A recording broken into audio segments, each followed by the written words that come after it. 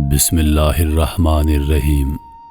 تمام دوستوں کو روہیل وائس چینل میں دل کی گہرائیوں سے خوش آمدید اور محبتوں بھرا السلام علیکم۔ مجھ ناچیز کو روہیل خان کہتے ہیں۔ آج سے 700 سال پہلے بغداد میں ایک بڑے پائے کے عالم رہائش پذیر تھے۔ ان کا نام قاضی ابو بکر بغدادی تھا۔ وہ قاضی ہونے کے ساتھ ساتھ ایک بلند پایہ محدث اور مقرر بھی تھے۔ دن کے وقت وہ عدالت میں مقدمات سنتے، جبکہ رات کو قرآن و حدیث کے طلباء کو تعلیم دیتے۔ یہ طلباء نہایت کثیر تعداد میں تھے، جن کے قیام و طعام کی ذمہ داریاں قاضی ابو بکر کے کندھوں پر تھیں۔ وہ نہ صرف ان طلباء کو 2 وقت کا کھانا مہیا فرماتے، بلکہ ان کی رہائش کا بندوبست بھی ان کے ذمہ تھا۔ ایک دن ان کے شاگردوں نے ان سے پوچھا، حضرت آپ کی تنخواہ تو معمولی ہے، تو پھر یہ اتنے ڈھیر سارے اخراجات کہاں سے پورے کرتے ہیں؟ طلباء کا سوال سن کر قاضی صاحب مسکرائے، پھر کہا، یہ ایک راز ہے۔ اس راز پر سے پردہ تب تک نہیں اٹھ سکتا جب تک کہ میں تمہیں اپنے ماضی کے چند عجیب و غریب واقعات نہ سنا دوں۔ اس لیے بہتر ہے کہ فی الحال تم اس راز کو راز رہنے دو۔ شاگرد سمجھے کہ شاید اس وقت ان کا کچھ بتانے کا ارادہ نہیں، لہذا وہ چپ ہو گئے۔ لیکن تھوڑے عرصے بعد شاگردوں نے ایک مرتبہ پھر عرض کی، استاد محترم، آپ نیک کاموں میں اس قدر خرچ کرتے ہیں، بظاہر آپ کی آمدنی کا بھی کوئی خاص ذریعہ نہیں، پھر یہ درہم و دینار آپ کے پاس کہاں سے آتے ہیں؟ استاد محترم نے ایک مرتبہ پھر ان کو سمجھایا اور اللہ تعالیٰ کے غیبی خزانوں کی طرف اشارہ کیا، لیکن اس بار شاگرد اس راز کو جاننے پر بضد تھے۔ شاگردوں کا اصرار دیکھتے ہوئے استاد نے بالآخر ان سے کہا، اس مال کے ساتھ میری جوانی کا ایک نہایت اہم واقعہ وابستہ ہے۔ بعض اوقات اللہ تعالیٰ اپنی قدرت سے انسان کو ایسے ایسے عجائبات دکھاتا ہے کہ اس کی عقل دنگ رہ جاتی ہے۔ میرے ساتھ بھی ایسا ہی واقعہ پیش آیا تھا۔ یہ آج سے 30-32 سال پہلے کی بات ہے۔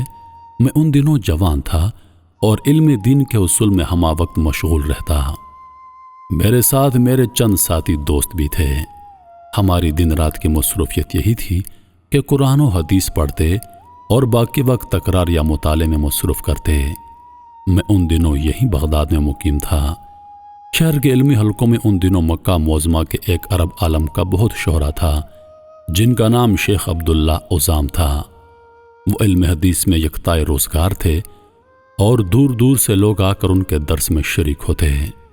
میں محدثین کی محفلوں میں بیٹھنے کا بڑا لالچی تھا، چنانچہ میں نے اپنے ساتھیوں سے کہا، میں مکہ جا کر شیخ عبداللہ عزام کی صحبت سے فیضیاب ہونا چاہتا ہوں۔ آپ لوگوں کو اگر منظور ہو تو میرے ساتھ چلیے، ورنہ آپ لوگوں کی مرضی۔ میرے تینوں ساتھی شاید کم ہمت تھے، انہوں نے میرے ساتھ اتنی دور جانے سے صاف انکار کر دیا۔ چنانچہ میں نے رخت سفر باندھا اور تنے تنہا منزلوں پر منزلیں مارتا ہوا مکہ معظمہ پہنچا۔ وہاں معلوم ہوا کہ شیخ عبداللہ عزام صاحب فراش ہیں اور فی الحال درس حدیث کا سلسلہ موقوف ہے۔ یہ سن کر اگر مجھے بہت مایوسی ہوئی، تاہم یہ جان کر کچھ سکون محسوس ہوا کہ مکہ میں ان دنوں بہت سے جلیل القدر علماء موجود ہیں جو مسجد الحرام میں درس دیتے ہیں۔ اگر شیخ عزام سے استفادہ نہیں ہو سکتا تو کم از کم ان بزرگوں سے علم حاصل کرنا ممکن تھا۔ چنانچہ میں واپس بغداد جانے کے بجائے وہیں ٹھہر گیا اور حرم کی علمی مجالس سے اپنی پیاس بجھانے لگا۔ ان دنوں میرے ساتھ ایک بدقسمتی یہ ہوئی کہ میرا زادرہ مکمل ختم ہو گیا، لیکن میں نے اس کی کوئی پرواہ نہ کی۔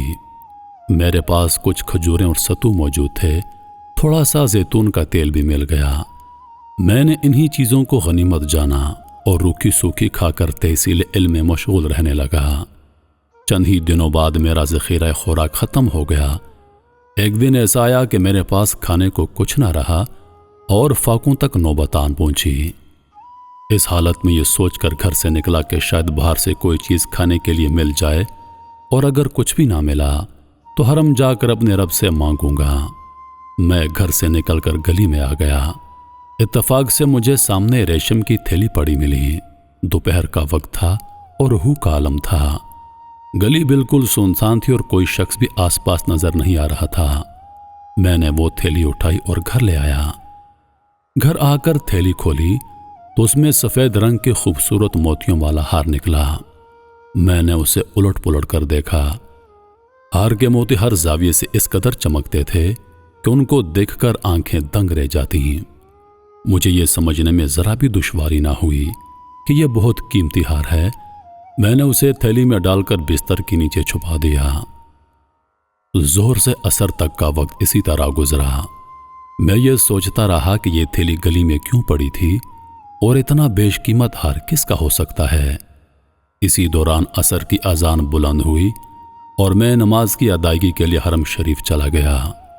عصر کی نماز پڑھ کر آیا اور دوبارہ یہ سوچنے لگا، یا اللہ، خبر نہیں اس ہار کا مالک کون ہے اور میں اب اسے واپس کیسے پہنچاؤں گا۔ اسی دوران گلی میں کچھ شور بلند ہوا۔ میں نے دروازے سے باہر جھانکا تو دیکھا ایک اونٹ پر کوئی بوڑھا آدمی سوار ہے۔ اونٹ کے آگے چند آدمی دف بجاتے چلے جا رہے ہیں۔ وہ بوڑھا تھوڑی تھوڑی دیر بعد اعلان کرتا، مکہ والو، میری ایک تھیلی گم ہو گئی ہے۔ اس میں ایک ہار تھا، وہ ہمارا خاندانی میراث ہے۔ تم سب اللہ کے ہمسائے اور قابل تعریف لوگ ہو۔ جس کو وہ تھیلی ملے برائے مہربانی مجھے واپس کر دے۔ میں تھیلی واپس کرنے والے کو 500 دینار انعام دوں گا۔ خدا تم پر رحم کرے مکہ والو۔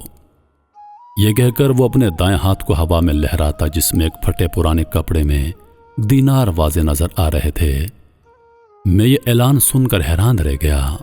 دل میں سوچا شاید یہی بوڑھا اس تھیلی کا حقیقی مالک ہے۔ مجھے ضرور یہ ہار اس تک پہنچانا چاہیے۔ میں ابھی اسی شش و پنج میں تھا کہ اعلان کرنے والا اور اس کے ساتھی میرے گھر کے سامنے سے گزرنے لگے۔ میں لپک کر باہر نکلا اور اونٹ کی لگام تھام کر کہا، بڑے میاں ذرا میری بات سنیے۔ کہو نوجوان بوڑھے آدمی نے جھک کر کہا، کیا بات ہے؟ آپ ذرا نیچے اتر کر میرے گھر آئیے۔ میں نے کہا، آپ کی تھیلی میرے پاس ہے۔ بوڑھا جلدی سے نیچے اتر آیا۔ میں نے اسے بٹھایا، بستر کے نیچے سے ریشمی تھیلی نکال کر اسے دی اور پوچھا، کیا یہی وہ تھیلی ہے جس کی آپ کو تلاش ہے؟ بوڑھے نے میرے ہاتھ سے تھیلی جھپٹی اور تیزی سے اس کو کھولا۔ اس میں وہ ہار جوں کا توں موجود تھا۔ بوڑھے نے ہار نکال کر اس سے چوما اور پھر مجھ سے مخاطب ہو کر کہنے لگا، نوجوان، یہ ہار سفر کے دوران مجھ سے کہیں کھو گیا تھا۔ میں اس کی وجہ سے سخت پریشان تھا۔ خدا تمہیں جزائے خیر دے، تم بہت دیانتدار ہو، لو اپنا انعام سنبھالو۔ یہ کہہ کر اس نے دینار میرے آگے کر دیے۔ میں نے کہا، بڑے میاں یہ ہار مجھے گلی میں پڑا ملا تھا، میں اسے اندر اٹھا لایا۔ یہ میرے پاس آپ کی امانت تھا، میرا تو یہ فرض بنتا تھا کہ میں اسے آپ کو واپس کروں۔ مجھے انعام کی ضرورت نہیں، میں اپنی نیکی فروخت نہیں کرنا چاہتا۔ میری بات کا بوڑھے پر کوئی اثر نہ ہوا۔ وہ بدستور اس پر بضد رہا کہ میں دینار قبول کر لوں۔ اس نے بہت اصرار کیا، لیکن ادھر میں ابھی اپنی بات پر جمع رہا۔ آخر وہ بوڑھا نہ مانا اور دینار میرے پاس چھوڑ کر چلا گیا۔ میرے پاس کچھ نہ تھا اور میں بھوکا بھی تھا، لہذا میں نے چاروں ناچار ان دیناروں سے اپنی غذا کا بندوبست کیا اور مکان کے مالک کو کرایہ بھی ادا کیا۔ اسی دوران شیخ عبداللہ اعظم نے حرم شریف میں دوبارہ درس حدیث کا سلسلہ شروع کر دیا۔ میں نے موقع غنیمت جانا اور شیخ کی خدمت میں حاضر ہونے لگا۔ میں کافی عرصے تک تحصیل علم میں مشغول رہا اور اسی دوران مالی ضرورتوں کے لیے وہی دینار میری کفالت کرتے رہے۔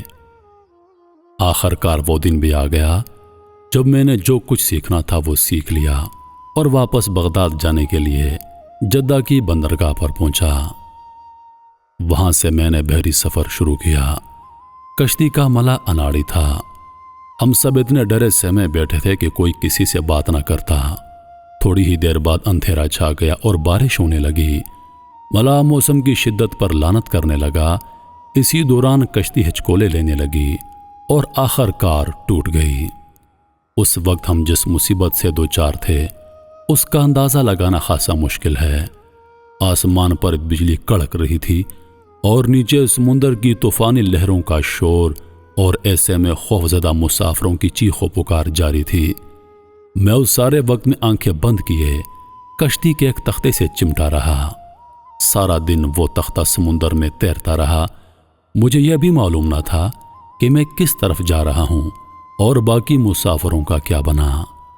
آخر کار خدا خدا کر کے وہ تختہ ایک جزیرے کے ساحل سے جا لگا۔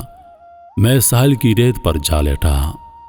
جب ذرا حالت سنبھلی تو اٹھ کر آگے بڑھا اور جنگلی پھلوں سے اپنی بھوک مٹائی۔ جب حواس بحال ہو گئے تو دیکھا کہ جزیرے کے وسط میں ایک مسجد ہے اور کچھ دور آبادی بھی ہے۔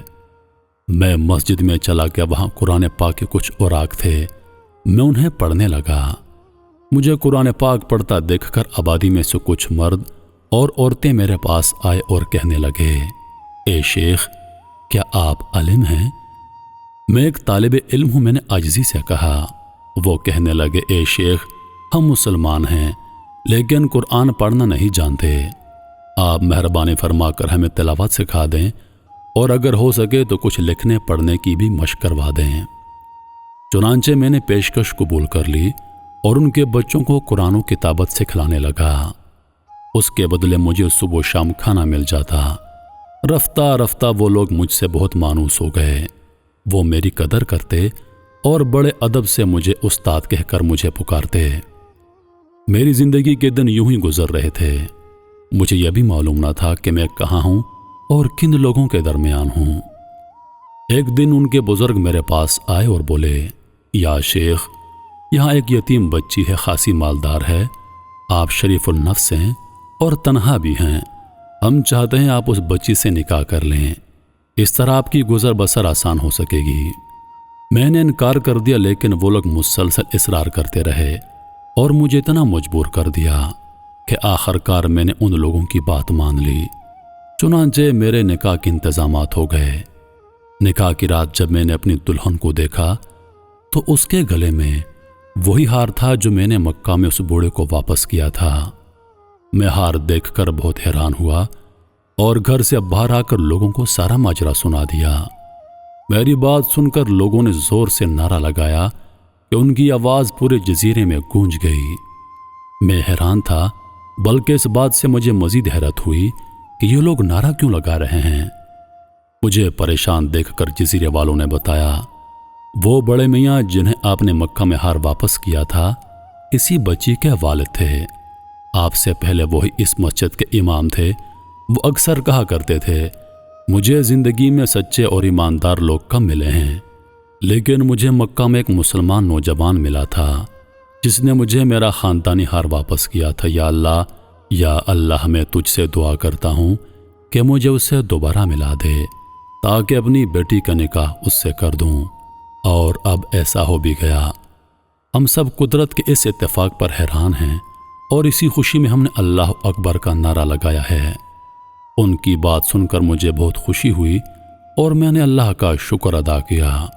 میں پھر اپنی بیوی کے ساتھ مدت تک اس جزیرے میں رہا اور بہت خوشگوار زندگی گزاری۔ بعد ازاں جب میری بیوی کا انتقال ہو گیا تو میں پھر تنہا ہو گیا۔ کچھ عرصہ تو میں اس جزیرے میں رہا، پھر ان لوگوں سے اجازت لے کر بغداد واپس آ گیا۔ وہ ہار ابھی تک میرے پاس تھا۔ جزیرے والوں نے بخوشی اسے مجھے اپنے ساتھ لے جانے کی اجازت دے دی۔ بغداد آ کر وہ ہار ایک تاجر کو پسند آ گیا۔ اس نے کئی لاکھ دینار میں وہ ہار مجھ سے خرید لیا۔ میں نے دینار اپنے پاس سنبھال رکھے ہیں، انہی سے میں تم لوگوں کے اخراجات پورے کرتا ہوں۔ چونکہ میں اسے نیکی کے کاموں میں خرچ کرتا ہوں، اس وجہ سے برکت ہی برکت ہے۔ یہ داستان بیان کرنے کے بعد شیخ ابو بکر بغدادی خاموش ہو گئے اور اللہ کی بڑائی بیان کرنے لگے۔ شاگرد بھی یہ جان کر مطمئن ہو گئے کہ ان کے استاد کو رب کائنات کی طرف سے دولت عطا ہوئی ہے۔ محترم عزیز دوستو، کیا خوب کہا ہے کسی نے کہ نیت صاف، منزل آسان۔ اللہ پاک ایمانداری کا بدلہ ضرور دیتے ہیں اور کئی گنا بڑھ کر دیتے ہیں، بالکل اس نوجوان کی طرح جنہوں نے ہار واپس کر دیا۔ ان کو 500 دینار بھی ملے، ان کو رئیس کی بیٹی بھی ملی، وہ ہار بھی ملا اور اللہ پاک نے ان سے دین کا کام بھی لیا۔ بے شک جو لوگ اللہ پاک کی راہ میں اپنی خواہشات ترک کر دیتے ہیں، اللہ انہیں بہت زیادہ نوازتا ہے۔ عزیز دوستو، انہی لفظوں کے ساتھ میں اجازت چاہوں گا، اس امید کے ساتھ کہ سانسوں نے وفاگی تو اگلی بار ایک اور ویڈیو لے کر آپ کی خدمت میں حاضر ہوں گا۔ تب تک کے لیے خدا حافظ۔ اللہ پاک آپ سب کا حافظ و نگہبان۔ ہنستے رہیے اور ہمیشہ مسکراتے رہیے۔